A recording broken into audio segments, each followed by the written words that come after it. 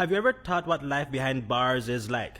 What it would be like to be among convicts and the accused? 48 at-risk youths of the Frank Nizama Training Center got a brief glimpse today on what life would be if they're ever incarcerated. Commander of Eastern Division Region 1, Senior Superintendent of Police, Howell Gillett, partnered with the staff at the Frank Nizama Training Center with the goal to dissuade at-risk youths from committing crimes, joining the gangs and becoming involved in other nefarious activities. These are kids who didn't make it through primary school, and they're being given a second chance at the Frank Nizama to learn a skill. These kids are at-risk young people who have been given a second chance at education, but they come from troubled neighborhoods, so we thought it right to collaborate with that school, with the staff of that school, and to bring them to see firsthand what happens when you make bad decisions in life. At the Belize Central Prison, there is the Wagner's Youth Facility, which houses minors who have been convicted or accused of committing crimes. Today, the students were placed face to face with the minors of the Wagner's Youth Facility and given one key message. The key message is to keep hope alive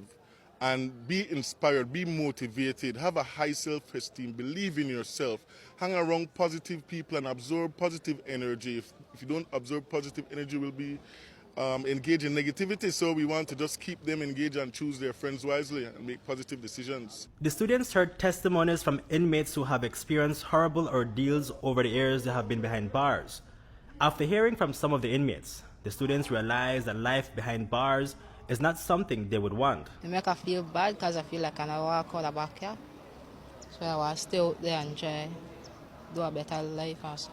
How do you plan to keep away from gangs, from drugs? Go to church,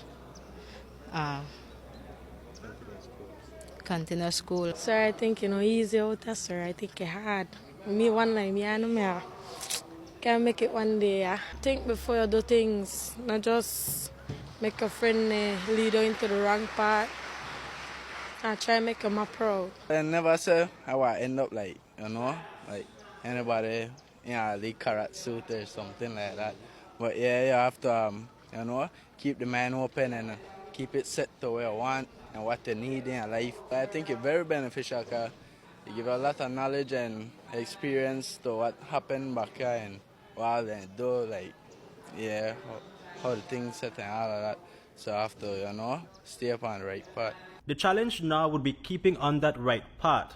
For many at-risk youths, the influences of gangs, poverty, and several social issues can be difficult to fight off, but according to Gillett, some have successfully been managing to do so. The kids who we've interacted with over the past 7 months, none of them has ever been involved in any flagrant or egregious breach of the laws of Belize. So that tells you a story that what we're doing is working. Sir, what would you say to someone who would say that this is just a scare tactic? Because when these children experience new things as the years go by, there are different factors in society, social issues, gang members, gang leaders, drugs, that would force them to go into the gang life. Poverty. Well, sometimes the circumstances that you go through, the environment that you live in would lend towards what you've just mentioned. But I will tell you, bringing a kid here has ripple effects because they will go back now to tell their friends what they've encountered and they will share with them as to the good and the bad. Reporting for News 5, Hipólito Novello.